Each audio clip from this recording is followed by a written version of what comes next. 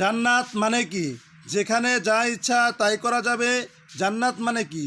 আপনি চাচ্ছেন আল্লাহ আমি খামর চাই, শরাব চাই, আপনার সামনে হাজির। চিন্তা করার সাথে সাথে আপনি মধুর নহর, দুধের নহর, পানির নহর, শরাবের নহর, হুরে নেইম চতুর্দিকে ঘোরাফেরা করছে আপনার। একজন শেষের দিকেও যারা জান্নাতে যাবে তাদের জন্যও তাদের সাথেই দুজন করে হুরে নেইম আহাল পরিবার তো রয়েছে। জেলমান পানপত্র তো আছেই। পানপত্র নিয়ে চারপাশে তারা ঘোরাঘুরি করতে থাকবে। জান্নাত মানে কি? যেখানে যা ইচ্ছা তাই করা যাবে, বলার কেউ নাই, বাধা দেওয়ার কেউ নাই। সেখানে কোনো মৃত্যু নাই, সেখানে কোনো অহেতুক কোনো কথাবার্তা নাই, কোনো গান গল্প নাই, কোনো মিথ্যা নাই, কোনো কষ্ট নাই, কষ্টের কোনো রেশমাত্র নাই। থুতু ফেলতে হবে না, হাসি হবে না, নাক ঝাড়তে হবে না। ইস্তিনজা মানে পেশাব পায়খানা করার কোনো টেনশন নাই। মানুষ খাবার খাবে, একটা ঢেকর তুলবে, বাস খাবারটা হজম হয়ে যাবে। খাবার হজম হওয়ারও তাহলে এখানে কোনো টেনশন নাই।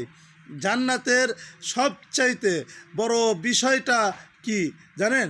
সবচাইতে বড় বিষয়টা আল্লাহ পাককে আমরা স্বচক্ষে দেখতে পাবো ইনশাআল্লাহ। তার সমকক্ষ একটা বিষয় হচ্ছে আল্লাহ পাক বলে দিবেন, আমি তোমাদের সবার উপর সন্তুষ্ট হয়ে গেলাম, যাও কোনো দিনও আর তোমাদের উপরে অসন্তুষ্ট হব না। আমার নাজ নিয়ামত ভরা জান্নাতের ভিতরে চলে যাও, জান্নাতের ভিতরে তোমরা থাকতে থাকো, চিরকাল থাকতে থাকো। তোমাদের আর কোনো সমস্যা নাই, তোমাদের উপর আর কোনো আমি রাগান্বিত আর হব না। তোমরা আনন্দ করো, ওখানে সবার সাথে মিলেমিশে থাকো। আমি আল্লাহ রাব্বুল আলামিন তোমাদের উপরে চিরকালের জন্য সন্তুষ্ট হয়ে গেছি। আল্লাহ রাব্বুল আলামিন আমাদেরকে ওই জান্নাতে একটুখানি জায়গা করে দিও, যে জান্নাতে তুমি আল্লাহ তাআলা তোমাকে স্বচক্ষে দেখার মতো সুযোগ করে দিবে তোমার বান্দাদেরকে। ওই বান্দাদের যে হলের ভিতর তোমার দেখা করার সুযোগ করে দিবে, ওই হলের ভিতরে একটুখানি জায়গা করে দিও আমাদের জন্য।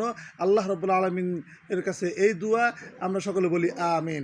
আসসালামু আলাইকুম রাহমাতুল্লাহি ওয়া বারাকাতুহু।